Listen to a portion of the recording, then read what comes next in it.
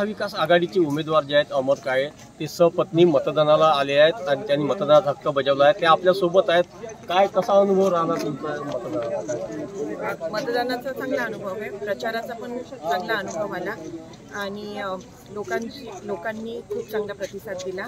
लोकांमध्ये खूप ऊर्जा होती हे आम्हाला जाणवलं आणि एकंदरीत वातावरण खूप चांगलं होतं आणि खूप चांगलं वाटतं। 24 उमेदवार रिंगणात आहेत, त्यापैकी सर्वात मोठी जी लढत आहे ती भाजपचे जे आमदारची लढत आहे त्यांच्यासोबत तुमच्या प्रतिक्रिया काय सांगाल या लोकसभेत?